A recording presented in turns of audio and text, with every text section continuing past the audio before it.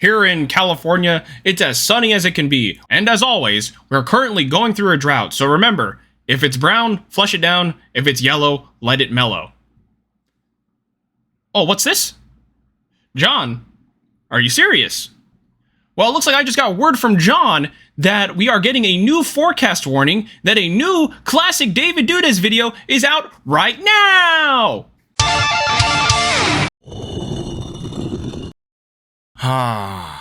It's a living.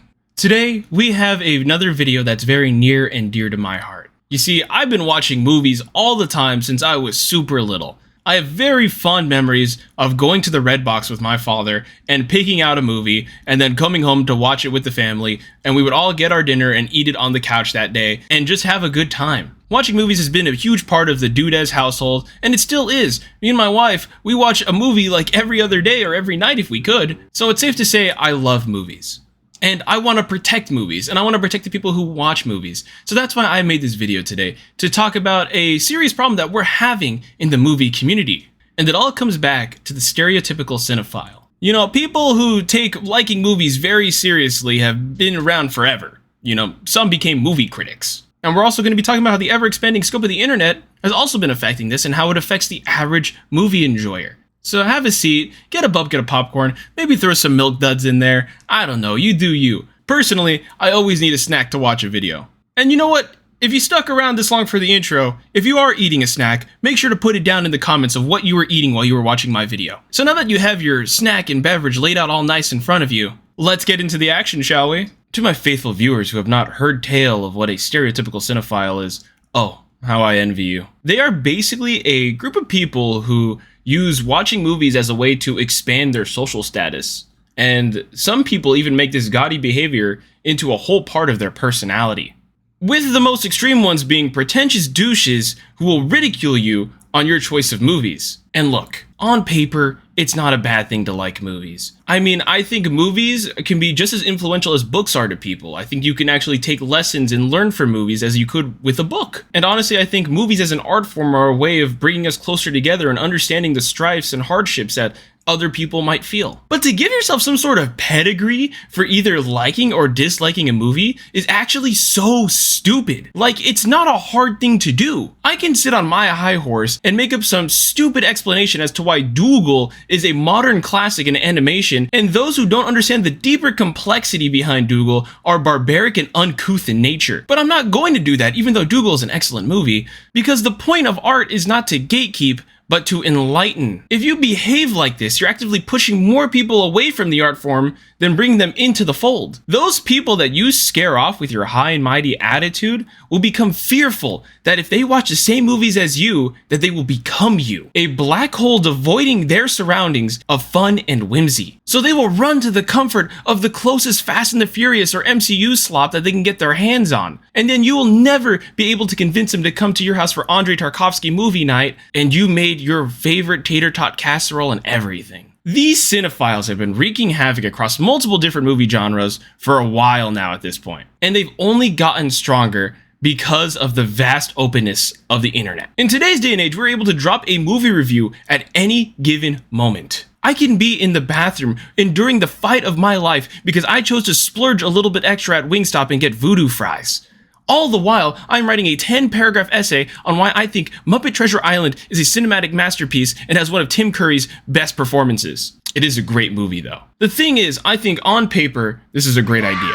Because if we're being honest, actual movie critics kind of fit the bill of the stereotypical cinephile. I mean, more often than not, we see disparaging gaps of opinion on sites like Rotten Tomatoes, where they show the critics and public ratings for a movie side by side. And I think something that cinephiles and critics often forget is that sometimes there are movies that aren't made with the intention of winning an Oscar, or even maybe seeking critical acclaim. Sometimes they're just pipe dreams of people hoping that they can get their audience to feel emotion. So giving the average person a voice in the form of a review is a pretty awesome ability if we're being honest. If you think about it, it's almost like a working democracy and being able to vote on the things that you believe in. But the only problem with that is, if everybody doesn't vote, then the system isn't working to its best ability. In fact, it is working to the detriment of most people. Let's take for example a really good movie I watched recently, The Sheep Detectives. Reports have this movie sitting at around 6.5 million tickets sold worldwide, and it recently got a streaming release as well, so the numbers of eyes on this movie just keep growing day by day, and right now it's sitting on Letterboxd with a rating of 3.8 out of 5 stars. Personally, I think it deserves a little bit more than that, but that's besides the point. The point is that it has roughly around 300,000 reviews at the time of this recording, which is just a fraction of the actual people who saw the movie. The reviews on this movie are only the majority opinion by default, because the real majority didn't write a review. Something like this happened recently on a larger scale, and now there's a lot of regret and mixed emotion going on, but fortunately, movie reviews don't hold the same weight as politics, so let's not get into that right now. What sucks about these reviews on these websites is that a lot of people will see them and just decide that the movie isn't worth it, even if they were initially interested in the premise at the time. Like, why would I spend money on movie tickets and snacks just to be disappointed in a product that I thought I would really like? Stuff like this creates chain reactions, which causes certain movies to flop. Like, look at Supergirl. That was a very hyped up movie. I mean, it's the second major release of the new DCU, but when those bad reviews started to creep in, it dampened excitement severely. I mean, it's pretty crazy to think about the drop off between the first and second week at the box office. And I mean, who's to say that most of these bad reviews aren't trolls either? A handful of people writing these reviews are either Zack Snyder enthusiasts or don't agree with the politics behind the movie. And their review power holds the same weight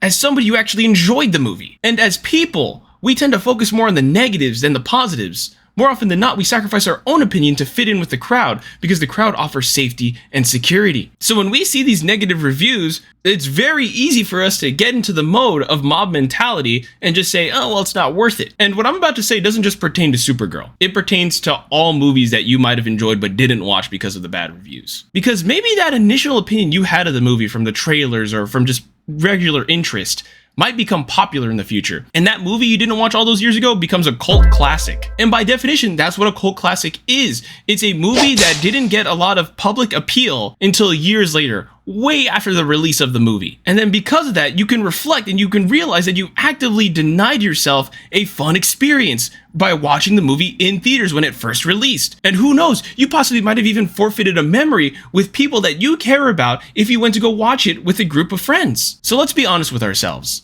That's no way to live. And this mindset actively hurts the film industry, because if we're not filling up seats for movies that deserve it, studios are just going to keep making slot movies and reusing the same IP over and over again. And this is kind of where we get into the twist of our video. I know I spent the better half of the past couple minutes kind of talking smack on the stereotypical cinephile and how their gaudiness could be seen as actively gatekeeping movie experiences from some people who might have enjoyed the movie, which in turn stops them from forming their own opinions and kind of just coasting with the crowd. But, and this is a big but, those stereotypical cinephiles don't speak for all movie watchers. In fact, I think the stereotypical cinephile barely fits the bill of what the actual definition of what a cinephile is. And this is why the true cinephile is going to become the hero of our story. I mean, let's break down what the definition of a cinephile is then. A cinephile is someone who is a lover of films or a movie enthusiast. Now, you see how that broadens the scope of what we're talking about? Shoot, I mean, a good amount of people love movies, and I think another large handful would even call themselves movie enthusiasts. These people who love movies are going to be the savior to the industry, because somebody who genuinely loves movies will go to watch one to form their own opinion. And I believe the true cinephile could always find some redeeming quality in even the worst movies. Because at the end of the day, liking movies is subjective. Grading movies on a simple scale like a percentage or a 1 out of 5 star range is a disservice to the art form. Because what's even the standard? There is no such thing as a unanimous best movie in the world to create a standard with.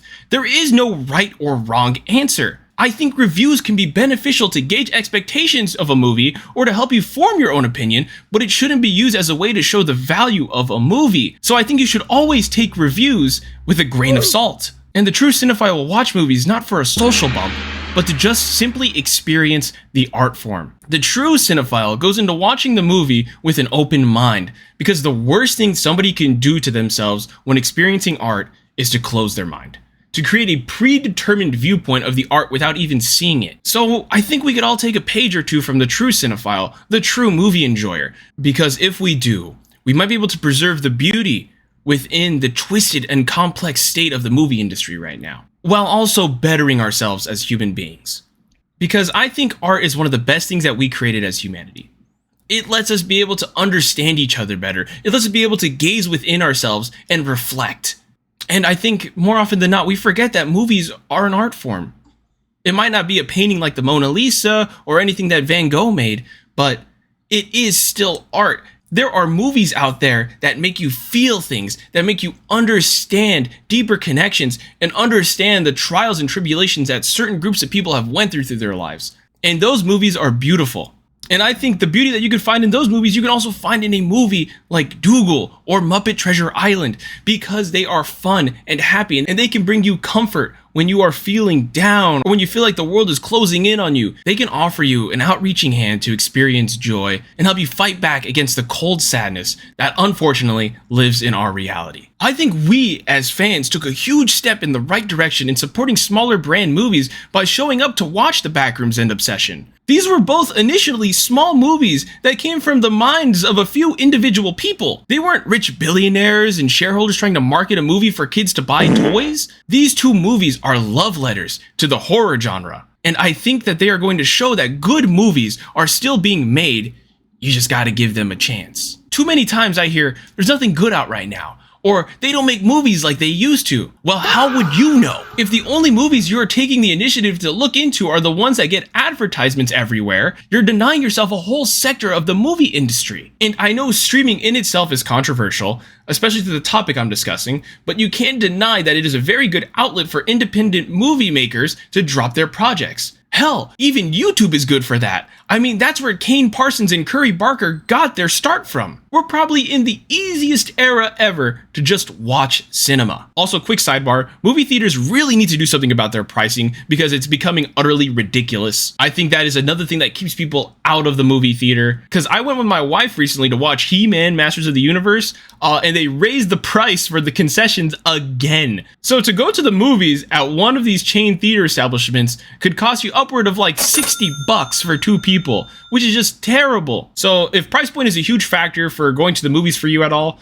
maybe it's worth looking into your local mom and pop theater. I went to one in Lancaster not too long ago with my buddies to watch Obsession for like the third time, and it was surprisingly super affordable. So, you know, food for thought. Also, if you do choose to go into those big like theater chains or whatever, you know, maybe just stick a couple snacks down your pants. You know, stick it to the man. That was always a fun time when I was in high school. Stick a Gatorade bottle in there, pretend like you were huge. Like, what is the movie guy gonna say anyways? Like, hey, is that a Gatorade bottle in your pocket? Or are you happy to see me? Am I right?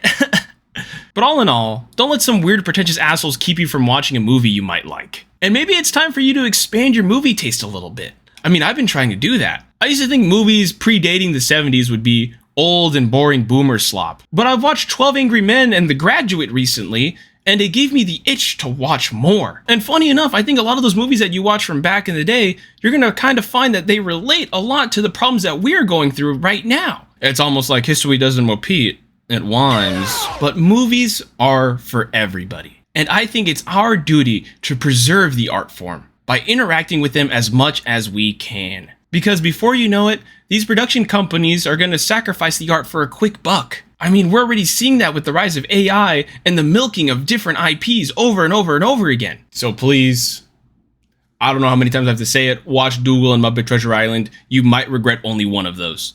And that's the end of the video. If you stuck around the entire time, I very much appreciate you, and I really hope that you got something out of the video. A big part as to even why I make these videos is to bring joy to you guys from across the screen. So if I made you feel anything, mission accomplished. And if you like the videos, and if you're going to check out some of my old videos, or even stick around to watch some of the new ones, might I suggest that you possibly like the video? Shoot, maybe even subscribe to the channel. Oh, and if you're feeling extra crazy, maybe drop a little comment. And honestly, when you guys interact with the page, it makes me so happy. So if you would take the time to either like, comment, or subscribe, that would mean the world to me. Oh, and I can't forget that we hit 50 subscribers recently. That is absolutely huge. I appreciate every single one of you guys who subscribed to me.